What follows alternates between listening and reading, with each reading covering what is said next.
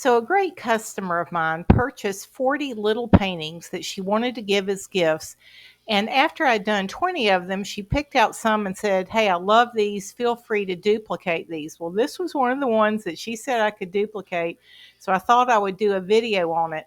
And not only do I want to show you the flowers in this crowded little scene, but I'd also like to show you how I got in some of that interesting foliage, the brushes that I used, and the quick and easy strokes to get that look. Stay tuned. I decided for this particular painting to put the background in first, which if you're going to have a crowded scene, it's a lot easier to do it that way. So I'm just using some sap green, some olive green, some cad yellow, and some white. So I'm getting it lighter at the top, and I'm going to get progressively darker. Don't forget to do your edges. Here I'm going darker at the bottom using sap green, and I added some ultramarine blue to get some real dark darks. Normally I wouldn't worry about getting this put in super smooth because you're going to be going over that completely. The brush that I was using is not a brush that I really like, and it was really making things too smooth. I think it can almost be a little more interesting to not have everything so polished looking underneath, but that's how I got the bottom in. I picked up a variety of small brushes, a little flat, a little liner, a little dagger brush, and a tiny little flat brush, just to see what kind of strokes I could get. I started out using a little round brush, and you can see that the paint was dragging. It's funny how different brushes and different paints, some will hold more paint than others. I wish in retrospect that I had used a flow improver. Um, Winsor & Newton makes one, probably all the different lines make one, but just to help that paint flow a little better. And here I am taking my little round brush, and I'm going to the tip of the leaf, barely touching it, and then see how I'm pressing down, and that's making that leaf wide. Sorry with my little left paw, sometimes the left leaves, but you can see what a difference. So I went up, then down, and pressed down, and look what a different leaf, a little different direction you get. And I find for me, it's easier for me to put the long stem in first, and then I have sort of a direction and something to connect to. This is just a super, super easy leaf to do using a round brush. Just barely touch it and let it uh, put more pressure on it to get it to widen up. So I also would recommend, as you're putting in foliage, there I am again, and you'll notice that I'm doing those leaves so they're not exactly even from each other. They're ending at the same point, but you want one leaf to look perhaps a little more turned than the other. But one trick with doing these little garden scenes is you want it to look layered. You don't want things to look like they're lined up perfectly in a row like little soldiers. You want to have some things in front, some things pushed to the back. So don't be afraid to paint over something. To There I want to change the green, so I'm using some ultramarine blue and white with a little bit of my sap green. And that's just bringing a variety of the greens to your painting. I'm adding a lot more white, and now I'm going to get in a different kind of leaf. I'm putting in my stem first. I'm still using that little round brush. I'm doing quick strokes, and I'm doing a lot of pressure on the whole leaf so I don't have a tip on it like I did on that green leaf. And sometimes it helps me to turn my canvas so that I can reach things more easily. But again, same amount of pressure all the way down gives you a wide, broad leaf all the way. And I liked having different colors. Um, I think it's nice having multiple types of plants, multiple types of greens. Now I've got my favorite little liner, and I wish I could tell you what it is, but the paint has worn off the handle and I don't know what it is. I would love to order another one. I have quite a few liners, and they're like fountain pens. They handle very differently, and this is just my favorite one. So with a liner, you've got to mix in some water into your paint. You need to get it thin enough that it can just jump off that brush. I really want to encourage you as you're putting stems in to put them in at funny angles. Be mindful you don't want things looking too regular. They need to look organic. Here I am barely touching the tip of that liner, creating just these tiny little leaves. I'm just barely touching it. Just one more type of foliage that you can have. These are great little stems if you want to put a little flower head on top.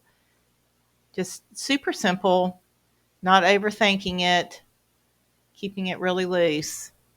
You can do this. Periodically through my painting, sometimes I'll pull out a hair dryer just to give it a quick dry so that my next layer of colors don't muddy into the colors beneath. Now I've switched to a little flat brush. I'm using my olive green, a little cad yellow, and white. I'm loading the brush. I'm putting tons of paint on there. I'm putting that brush down. I'm pressing it to the canvas and getting these beautiful little marks with mingled colors. Notice that I didn't mix the paint too carefully so that you're seeing a variety of color within that brush stroke. And notice on some of these, I put the stroke down flat. Some of them I turn the brush and hit it at a slight angle just to give that variety. Love this little section of the painting. This is a great underlayment to put flowers on top. Now I'm taking some burnt sienna and burnt umber, and I'm just dropping in some dirt color into this painting. It's nice to have a few spots in your painting where you've got something super dark where you can put a light flower or foliage on top that will really pop.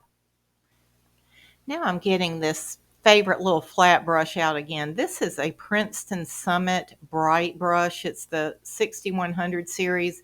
It's a size 6. And for me, it's just got that right amount of tension. It's stiff enough, but not too stiff. So I'm loading it with paint. I'm using Naples yellow and white. Notice how I'm turning that brush. I've got a lot of paint on there. I'm putting down 3 to 4 separate petals. I'm turning the brush every time I put a petal down, so you get the feeling that it's at a different angle. And I'm using a little darker yellow in some areas, a little lighter in some, where you get the feeling that there's a petal turned up or one that's more in light. And these are nice to go back in and drop a little center into them. But these are really super simple little sweet flowers, easy to do. You might even want to experiment with it. If you have I like using, I've got an artist pad that has paper that you can use oils and acrylics on. And sometimes I like to go in and practice my brush strokes first before I actually put it on the painting. So that might be a tip for you.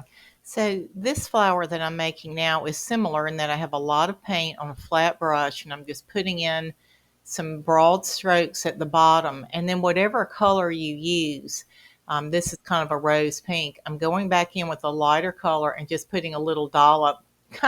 Think of it like whipped cream on top. It's just a fun little flower. I've done those in ultramarine blue before with a whiter top, and that's really pretty as well. So I'm just kind of establishing. Be sure and just add a little darker, a little lighter on your petals, just so they don't look flat and have a little dimension to them. Now I'm using a tiny round brush and I'm just pushing in some little round circles, just trying to vary that a little bit. But that's just one more.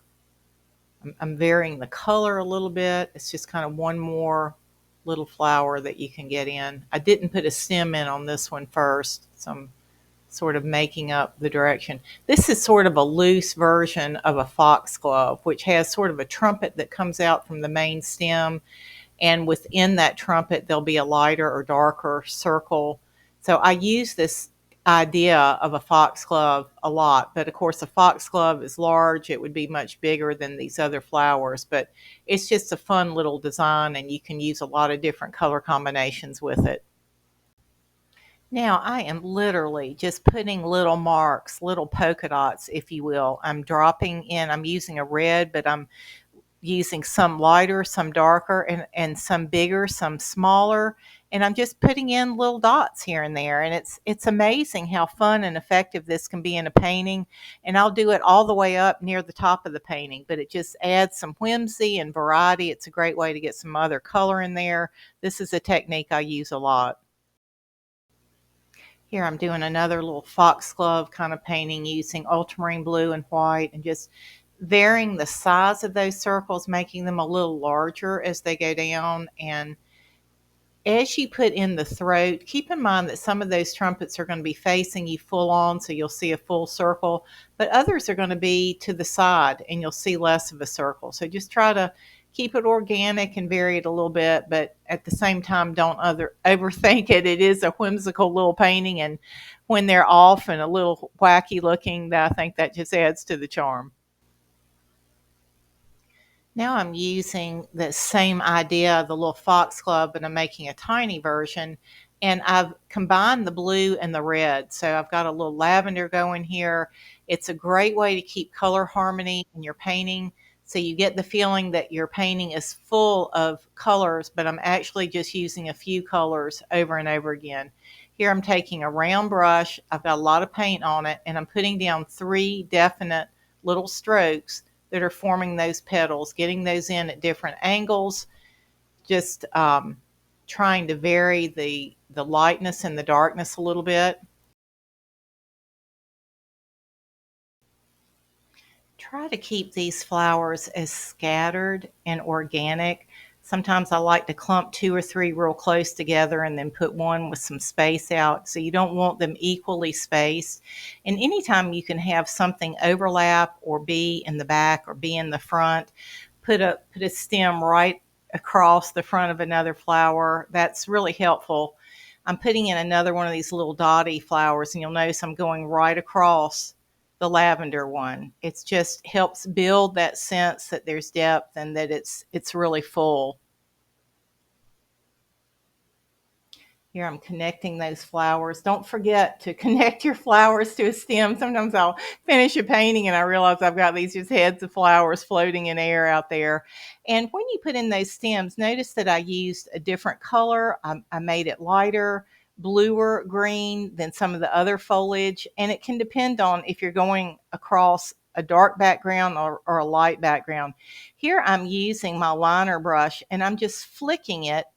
I'm putting different amounts of pressure. The more pressure, the thicker the line. And I'm just adding in some little texture in the background. I have found in paintings where I just have flowers, it's not nearly as interesting looking as those where I put in a lot of foliage. Here's a little favorite thing. I'm putting that's just pure white on the tip of a liner. And I'm just putting in these little clusters of flowers. Isn't that simple? But it's really effective. And again, I'm putting different amounts of pressure, so some are a little bigger, some are a little smaller, and I'm trying to cluster them. I don't want to scatter them out evenly. Here I'm going back in with just a little black on the liner, and I'm just putting in centers of those flowers. Sometimes I'll use a dark green for a center, or a white or a yellow. You can vary those, but I think the black and yellow is always real effective.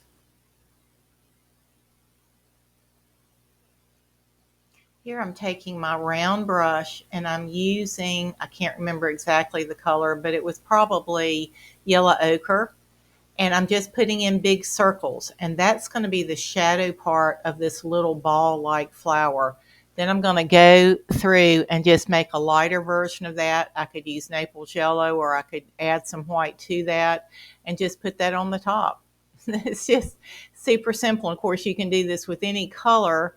I just, again, encourage you to kind of scatter them so they look a little random.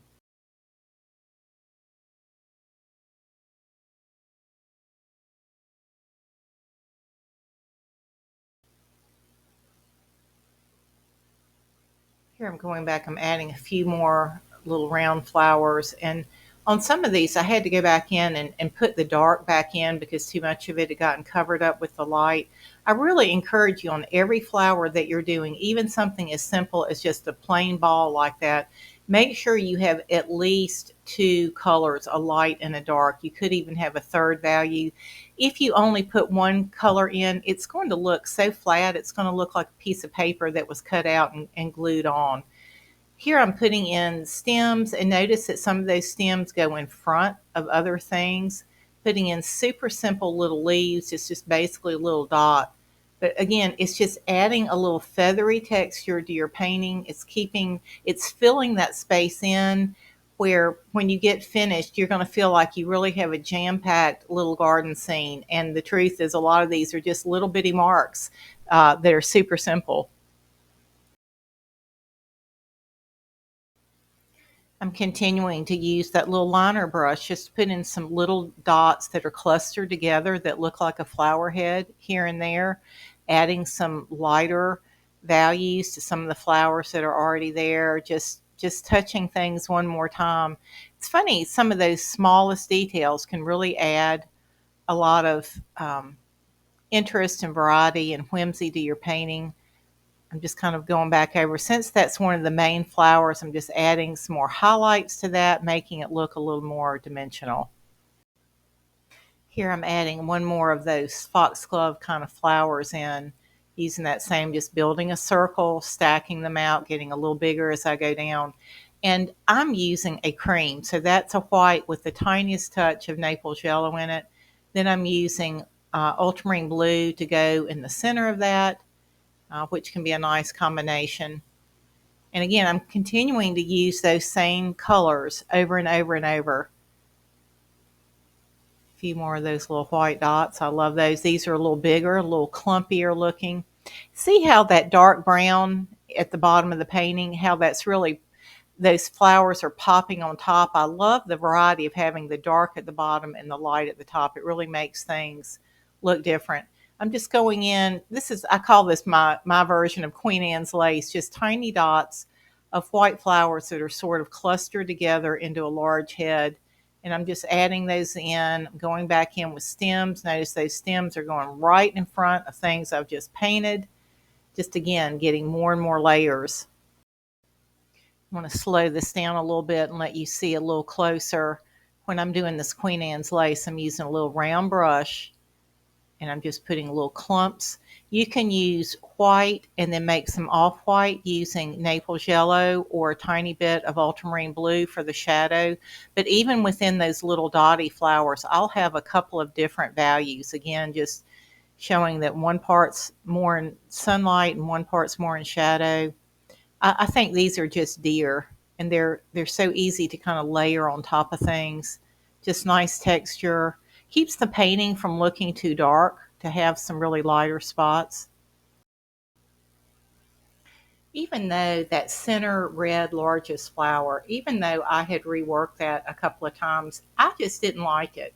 And I just got tired of messing with it. So I just took a flat brush and a lot of green paint, and I just painted some foliage in front of that. And I thought that was a good solution. If you've got something going on in your painting that you're not happy with, just paint over it.